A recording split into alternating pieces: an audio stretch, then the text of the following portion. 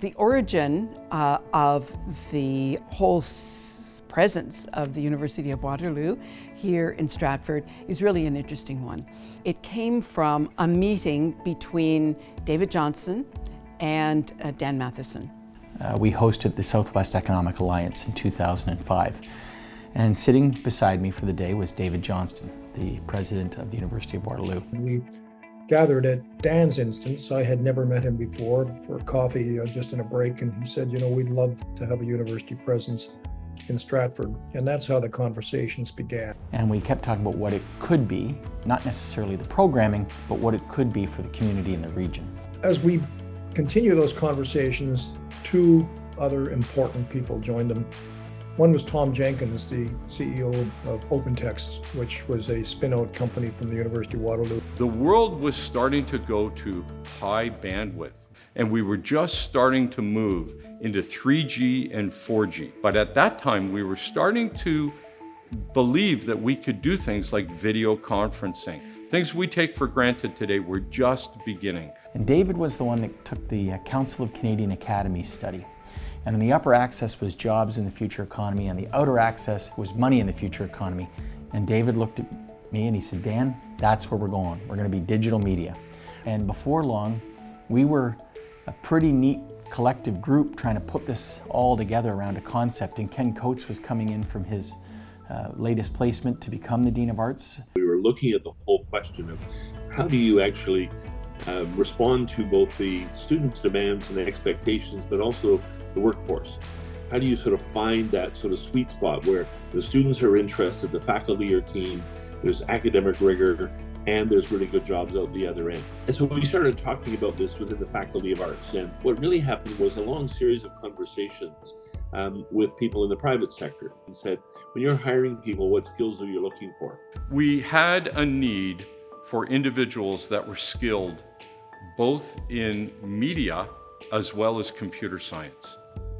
The goal was to create in one graduate someone that was comfortable telling a story and writing code, and then throw in business and marketing just to make it, the secret sauce. We would have a fantastic degree. In large measure through Tom's foresight and wisdom, he could see ahead to the days of big data, artificial intelligence, and how do we graduate people who can navigate in that new future?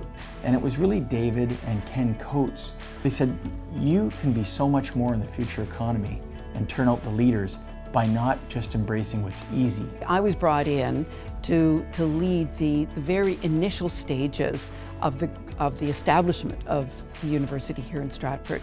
At the time, I had quite a long involvement in IT. I recognized there was a huge gap.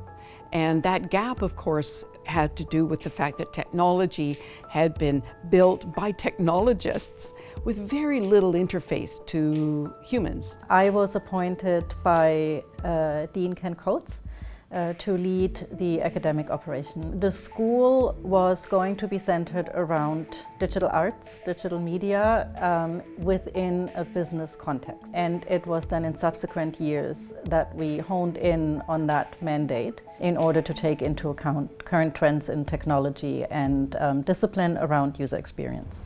When you start something new, it's always a challenge. So we had lots of challenge with housing, with transport between campuses. It was hard to get companies to come out here to Stratford to get pitched on something that they really didn't understand either. So many companies came to me after they had experienced their first internship with their first student to say, we had no idea that we had this gap. The way businesses used to function is increasingly changing, in that businesses are focusing more and more on intentional choice around ethics and designing for social good, and building that or baking that right into their business model. But I knew we were on the right track when, as chancellor, I was handing out degrees, and I like to ask graduates, where are they going? Every Stratford graduate was going to the top companies of the world. We are aware of both Royal Bank that was interested in creating a data center there with substantial employment of digitally literate people, and increasingly other industry partners who would see Stratford as not only a great place to live, but a wonderful place to have university experience focused on digital media.